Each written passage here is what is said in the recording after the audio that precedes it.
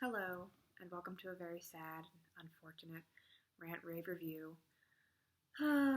We will be ranting about Devil and the Dark Water by Stuart Turton. If you will recall, Stuart Turton wrote the mind-bendingly amazing, creative masterpiece that was 7.5 Deaths of Evelyn Hardcastle. An amazing book. Brilliant. First novel. His second novel came out this year in October, The Devil and the Dark Water. The premise, it's the 1600s. There is this great detective, very similar to Sherlock Holmes type character, and his associate, Watson type character. The great detective is wanted for some crime that he doesn't know what it is. We, the audience, don't know what it is, but he's basically a wanted man. And he is being shipped from this colony in the East Indies back to Amsterdam. That's plot A. Oh, and his little Watson-type character named...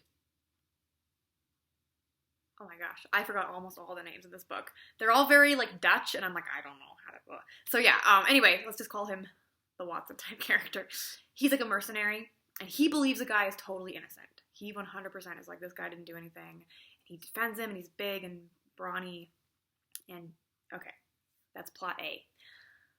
Plot B is the ship that they are taking is the same ship that the governor of this colony, who's a very scary individual, is taking back to Amsterdam to join the Gentlemen 17, which is this group that runs the Dutch East India Company. The one with all the tea and such, the spices and all that Dutch East India Company. I don't know if the Gentleman 17 is a real historical concept, but I was down for it because it sounds like something out of an anime. They'd be like the 17 dudes you'd have to fight before, the big boss. I don't know, those guys in Trigun. The Gung-Ho Guns. That's what I'm picturing, okay? Anyway. So they're on the ship. And, okay, here's how it opens. Get ready. Here's how it opens. They're on the ship. People are throwing rocks at the great detective because I think he did something terrible. Doesn't make a lot of sense, but it's okay. We meet the governor. We meet his wife. We'll talk about. We learn many things, and this leper jumps onto these platforms, and he's like, "My master has cursed the ship, like the ship carries, I forget what, evil aboard it." And if, I don't know, scary omen-y things, okay? And then he bursts into flames and, dies screaming. And the Watson-type character, I should probably find his poor name. I'm so bad at this. His name is Errant Hayes, so I'm not going to remember that. Errant Hayes, Watson, pours, water on the leper, puts him out, and he's all, dying. The wife of the governor is a healer and gives him something to numb the pain, and then he dies anyway. Aaron sticks a sword through him, and they look in his mouth and he has no tongue, so there's no way he could have said that. And so the whole time there's this whole main plot, it's actually the main plot, of is there the devil aboard this ship? Is there witchcraft? There's a whole backstory because again, this guy is I want to like his writing, where he has the main mystery and then the mystery that happened, decades before, of witchcraft trials, and aboard the ship there's weird omens, and people are getting murdered, there's weird signs showing up, there's animals are gutted mysteriously, there's blood markings, there's this creepy black mass type thing, and they're transporting some weird cargo and we don't know what that is. So, tons of mysteries, tons of cool ideas, spooky. Is it supernatural or isn't it? It obviously isn't, but you're how? There were certain parts where I couldn't quite figure out how, and then when they revealed it, I was oh, clever. And there was one part, there was a twist that I totally saw. I was I bet that there's a certain character, I'm not gonna say who, but there's a certain character I was they're the only person who could have pulled this off. And it's very obvious how, but I don't know if it'll be obvious to other people, so I'm not going to say anything. So that's the book, okay? Sounds great, right? Even though the actual ending twist was kind of meh. But it sounds great, right? What a great book, great premise, great setting, great everything. Unfortunately, it's ruined because half the book is taken up by a female character whose personality is female character, who's smart back in the day. And we have to be told like 5,000 times that like she can't live her life as she wants and she can't be who she is and it's a man's world. And her daughter has the personality of girl child who is smart. Literally, that's it. Like she's like, I like inventing things. Like, oh, but no one can know about this because I'll be thought of as a witch. And I'm like, are you kidding me? Are you kidding me? Okay, let's just real fast, talk about witch trials. Depending on the country you were in, it was not just against women. In certain countries, it was. In England and Germany, it was mostly against women. In like northern and Northern Europe, part of, not Italy, but somewhere in the Caribbean, and one other country, Russia, I believe, it was like mostly men. In other places, it was like a mixed bag, and it wasn't like, you were smart. It totally wasn't like that. It was, like, that whole, like, stupid witch cult hypothesis has been disproved, like, left, right, and sideways, okay? It wasn't like, oh, women are, like, this is, like, neo-pagan ideas or brilliant women. No. It was basically either. Heresy that you also, like, combine with witchcraft. I'm jealous of my neighbor and, like, their stuff, and I want revenge. This is what happened in Salem. Like, straight up, it was, like, a land war, basically. That's how it started.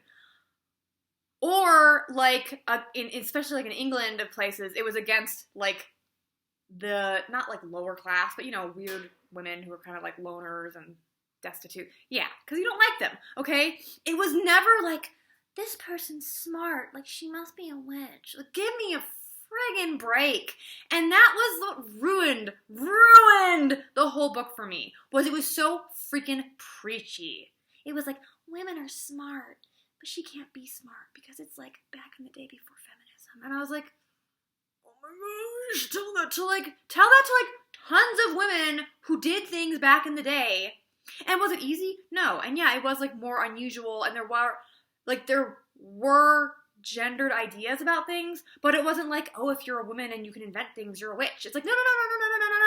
They'd probably just be like, yeah, that's kind of weird. You know what I mean? Like, they'd be like, that's unusual, but they wouldn't be against it, especially because, like, spoilers, but it's not even a spoiler, because this girl child has no personality. She's the one who invented this really important thing that they're transporting.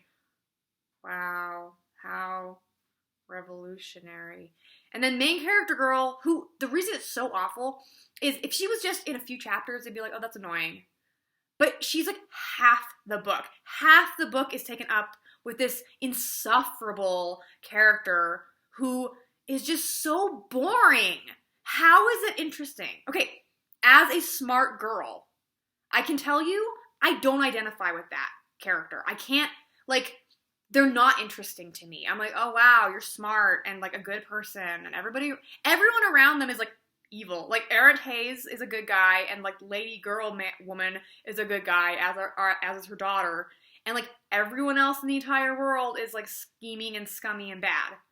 Except for, actually, there was like a true believer acolyte who was also a woman who was good. Like, she was a legitimately interesting character. I wish she had had more screen time, frankly. But no, everyone else is evil in one way or another, or selfish in one way or another, which is fine, because again, some of them are likable. There was, the second mate, I'm gonna say, I don't know what it's actually called, but he was like the second mate. He was awesome. He was like schemey and in it for the money, but like also a good guy who cared about the ship. The captain was great until they like did character assassination. I was so sad, but it made sense, but I was still sad because I love him as a character. He very much reminded me of Captain Smollett, where he's just like, this is a stupid idea and I don't want to be here and I'm against all this, but I like him. And again, like all those things, I wish that girl character McGirl Girl had any of that personality or flaws. But no, she's just a super good person and super smart and put upon. And she had to get married, and she was like traded away like a piece of property, and blah, blah, blah. And I'm like, how is that interesting? It's been done a million times. Here's the thing. Okay, there's so many different ways to play with that. For example, like, you could have a character who is being sold like a piece of property to some random like rich dude, but maybe like legit falls in love with him. That would be interesting. Maybe you have like a Yamato no Deshiko from Hell type character, which is the like, I will support my like man no matter what, even if it's like evil and I'm insane, I'll do whatever it takes. Kind of like Lady Macbeth, only ramped to 11. That would be interesting. Or maybe she can be a good girl, McGirl, smart character, but it's not a big deal. That's what I hate. Okay, as someone who loves gender swapping, there's a theme. Okay, there's like, I was thinking about Enola Holmes, and I was thinking about studying Charlotte, and other things that make my blood boil. And it's always like, Sherlock Holmes' niece, Sherlock Holmes' sister, Sherlock Holmes' relative, blah, blah, blah, blah, blah, a girl. Or in this case, there's like Sherlock Holmes stand-in and Aaron Hayes Watson stand-in and like girl character, McGirl girl. And I'm like, you know, it'd be way more, and she's a healer, okay? And Sherlock Holmes guy is an alchemist. You know, it'd be way more interesting. Hold on to your hats. Hold on. What if you just had the Sherlock Holmes stand-in be a girl? Not like related to Sherlock Holmes stand-in and female, but just legit like gender swap. Just make a girl alchemist Sherlock Holmes 1600s. Why not? I'd be down. I would be down if there was a girl on this cursed ship and she has to solve a mystery and she's not like, I'm so smart but no one understands me. It's a man's world. Like, gag me with a spoon. So boring. It's not interesting. And I'm telling you this as a girl. I think I'm allowed to have an opinion on this one, okay? There's so many stupid, preachy, PC, like, gag me things that people say, oh, well, you can't talk about that because it's not your identity, blah, blah, blah. And I'm like, okay, fine. But this is, smart girl is my identity, and it's not freaking relatable or interesting.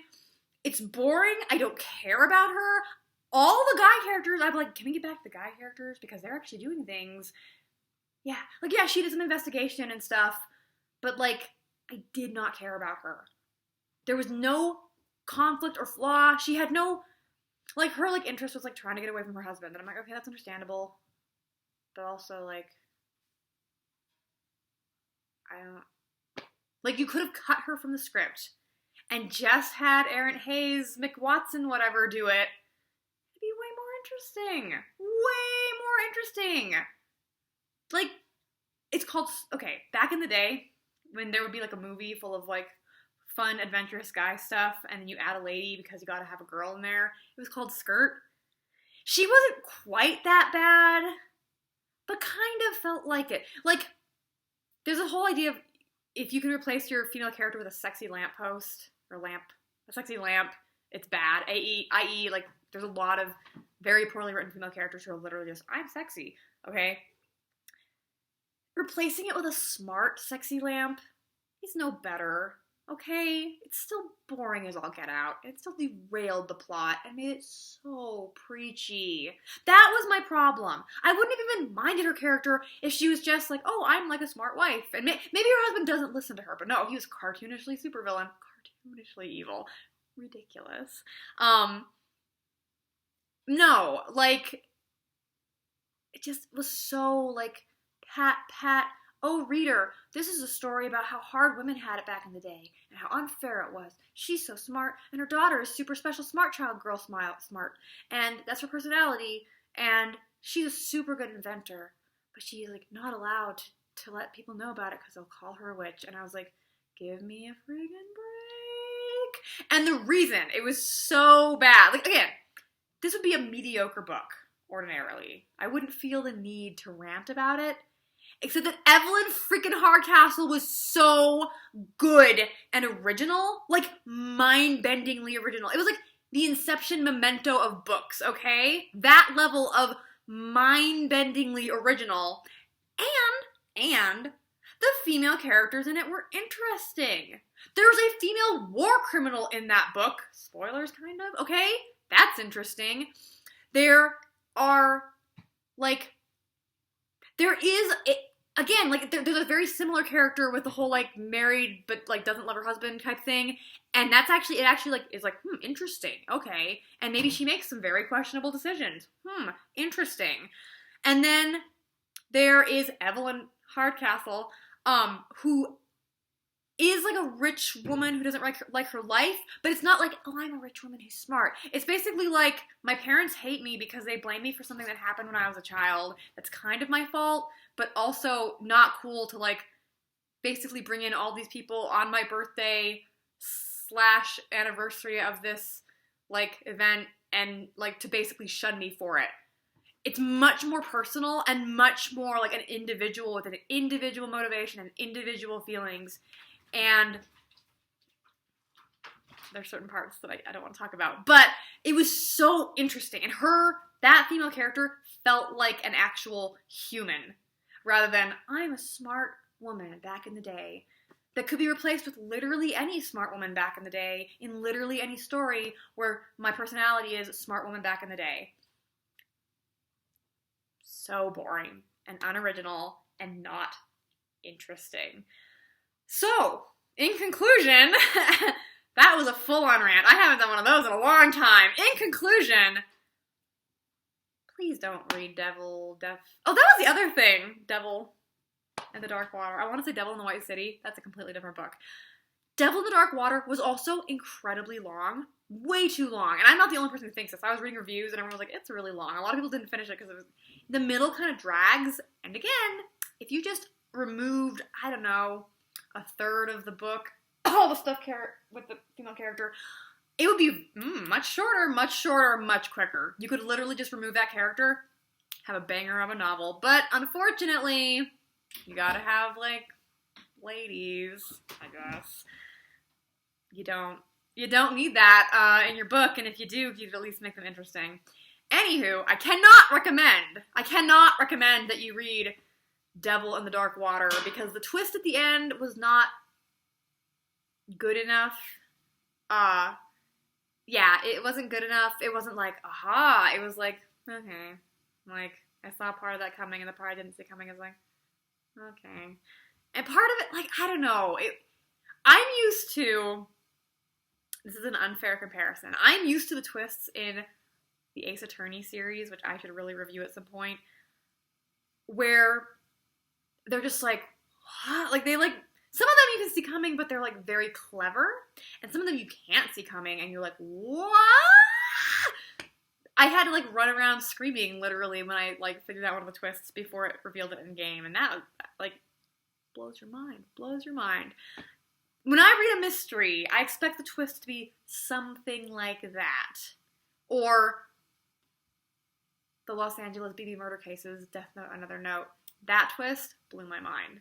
But this book, not only did the twist not blow my mind, and yes, I say you don't have to have a twist, and a predictable twist is okay. Part of it wasn't predictable, but it wasn't like, whoa, interesting. Or like, oh, that makes sense. It was just sort of like, okay, that's a twist, I guess. It was just so convoluted, I guess, and not clean and pure the way Evelyn Hardcastle was. Evelyn Hardcastle was like breakneck speed, edge of your seat. I literally had to keep reading and staying up late and like getting bleary-eyed because even though I was listening to it, bleary-eared, I don't know, because it was so fascinating and I needed to know what happened. And this book, it was a chore. I was about to give up on it. I was about to do not finish this book. It was so boring and a slog. But I kept reading. It didn't deliver. Such an amazing opening, and it didn't deliver. Oh, Stuart Turton. I hope he writes another book. I'll read another book, praying that he gets less preachy. I can't stand preachy. That's my rant. Gloom. Don't read this book. Just read Evelyn Hardcastle. It's a much better book. So, peace out. See you next time. Bye.